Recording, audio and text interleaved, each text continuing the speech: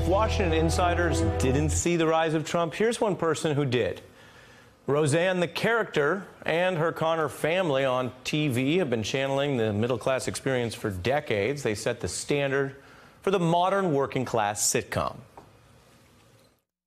Our school's having a food drive for poor people. Well, tell them to drive some of that food over here.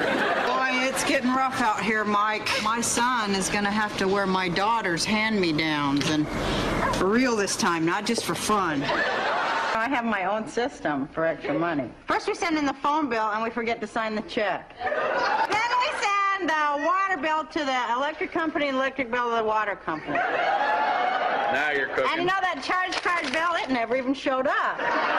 The show is back and people are into it. 18 million tuning in last night. You can see the same classic cast with one new character. Trump is president in this fictional universe. Roseanne and her husband are Trump supporters who fight with their family about politics. What's up, deplorable? But most of all, Lord, thank you for making America great again. Mom, how could you have voted for him, Roseanne? He talked about jobs, Jackie. He said he'd shake things up. We almost lost our house the way things are going. Have you looked at the news? Because now things are worse. Not on the real news. Oh, police! Gotta love the real news. The relaunch show takes on the culture wars just like it did 20 years ago when Roseanne's friend, played memorably by Sandra Bernhardt, came out. Tell us about the guy. Yeah, What's his name? Why don't you tell us? We're just going to bug you till you know. No, It's Karen. All right, her name is Marla. I'm seeing a woman.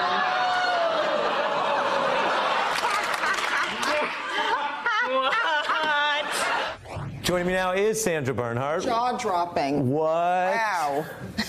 What's it We like? really turned the world on its ear. Well, it was a big deal then. What's it like thinking about that now?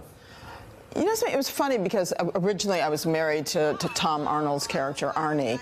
So I ran from, you know, this sort of like sexist pig into the arms of this woman. And so it was just really sort of a funny, like, evolution for the character.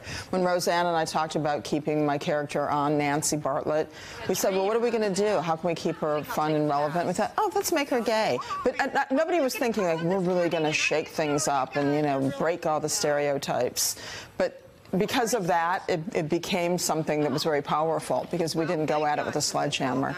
So what window did that give you into this family, which we're seeing in the new relaunch here is still going to be conservative or Trump supporters or whatever word you want to use, right?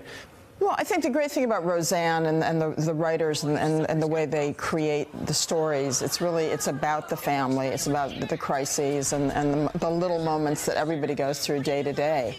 It's not you know, beating people over the head with the obvious about what's going on politically. And like all working class people right now, everybody's trying to survive, struggle, and make ends meet. So I think that's where the stories come from. White women for Trump. Can't understand it. Don't know where it comes from, other than, you know, being, I think it's a couple of issues. It's being either under the thumb of your husband, or it's, for the election, it was being so offended by Hillary Clinton and Bill Clinton's legacy that you turned on her, or feeling inadequate, feeling like, how can somebody be so educated? How could somebody have brought themselves up from their own experience and you know, gone to the top? Educated herself, fought for, you know, for rights, civil rights and equality. And I think that's threatening to a lot of women. How do you mean threatening to because the a lot deals of women, they've made in their life? Well, yeah, a lot of women have compromised, given in, you know, gotten married, raised their kids, and not had the luxury of being able to think for themselves. And when you sacrifice that in your life, when you say, well, I don't think I'm just going to lean on somebody else financially, that means you've got to get up every day and go work. I'm not saying none of these women work. Of course they do. But you also, there's just those little gradations into how you look at other women and the sort of feeling of inadequacy. Final question, what do you think people will be most surprised about or excited about in this new version of Roseanne? I think the energy level, I think the freshness, I think the comedy, the fact that you can come back 20, 21 years later and still be relevant and come up to speed with, you know, the bon mots and the sort of fencing that goes on between her and John Goodman and Laurie Metcalf and the kids. Sandra Bernhard, thanks for being here. Thank you. Also, I'd like to say that I'll be out on the road performing, doing my own show. I think I have a I note. think you have some dates there. I think April 28th. I believe it's called Sandemonium. When you're tired of pandemonium, Sandemonium. American Theater in Hampton, Virginia, April 28th. Right. City Winery in Washington, D.C., May 12th. Yep. And Guildhall in the home of the Roseanne movement, the Hamptons.